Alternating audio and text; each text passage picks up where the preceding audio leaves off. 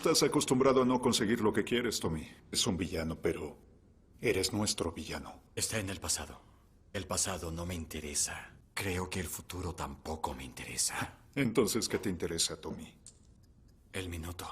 El minuto del soldado. En batalla es todo lo que tienes. En un minuto pasa todo a la vez. Todo lo anterior no importa. Y lo que pasa después tampoco. Nada se compara con ese minuto. Happy or sad? Sad. Okay. But I warn you, it'll break your heart. Already broken. On my last day in power, for example, we'd see to it that you and your scum brothers have your heads stoved in with mallets and spades. And your sister, too. No more.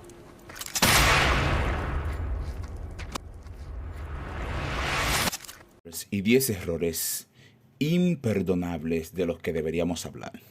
Hablemos de llamadas telefónicas que eran imposibles de hacer en la época, o gazapos como unos Calvin Klein.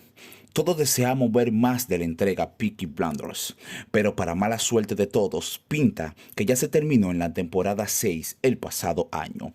Obra magistral de la BBC, protagonizada por el gángster Tommy Shelby, al que da vida Cillian Murphy. Su historia nos ha metido de lleno desde 2013 en los trapos más sucios del Reino Unido entre finales del siglo XIX e inicios del siglo XX. Apuestas amañadas, robos, peleas en bares e incluso política tiene cabida en esta historia creada por Stephen Knight con inspiración real que llegó al canal británico allá por 2013 y que después ha recorrido el mundo de la mano de Netflix. Desde el primer episodio de Peaky Blinders, crítica y público han elogiado la serie tanto por la investigación meticulosa y la atención al detalle que impregna el diseño, producción y el vestuario, que recrea con precisión el escenario de principios del siglo XX, como por su historia y la magistral actuación de su reparto.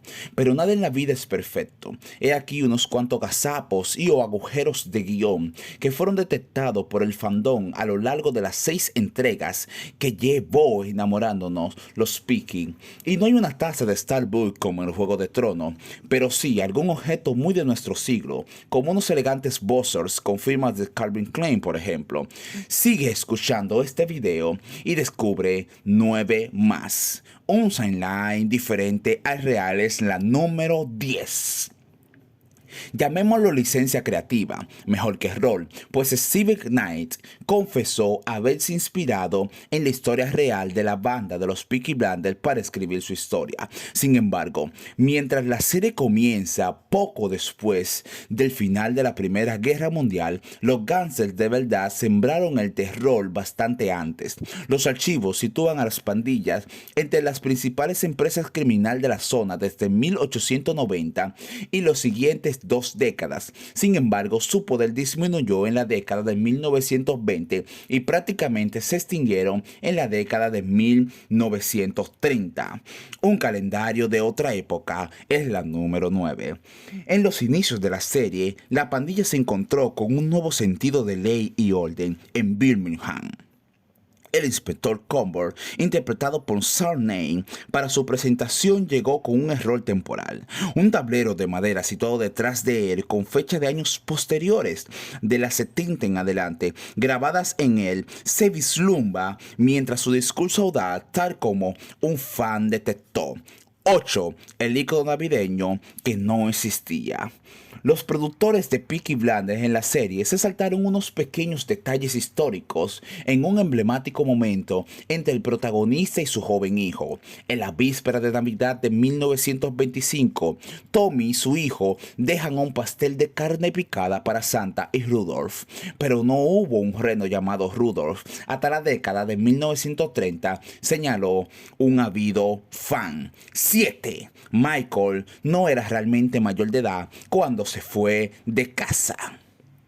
Michael Grell, interpretado por Finn Connor, ha demostrado ser capaz de hacer lo que sea para hacerse con el negocio familiar desde que se enteró de quién era su verdadera madre, para hacerse con el negocio familiar desde que se enteró quién era su verdadera madre, y sus 18 años les permitieron abandonar el hogar, tal como se escucha mencionar a Polly Gray, Helen McCrory. Sin embargo, como recuerda un fan de la serie, la mayoría de edad en 1922 y hasta 1970 era de 21 años. Si Michael solo tenía 18 en ese momento, no podría haber tenido para emanciparse de casa. 6. Un idioma rumaní inventado. Inexplicablemente, Knight y compañía optaron por no contratar experto lingüístico para supervisar el diálogo supuestamente rumaní que aparece a lo largo de la serie, lo que llevó a los actores a pronunciar líneas en rumano roto, tal como recoge Screen Rant.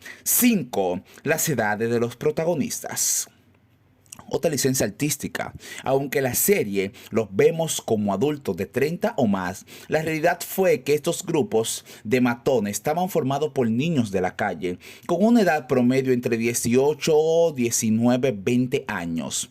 No es que hubiera piquis de mediana edad. De hecho, algunos de los miembros más infames de la pandilla, como Thomas Gilbert, quien inspiró en parte el personaje de Thomas Shelby, eran adultos. Sin embargo, era más de excepción a la norma, y en la serie chiquillos poco.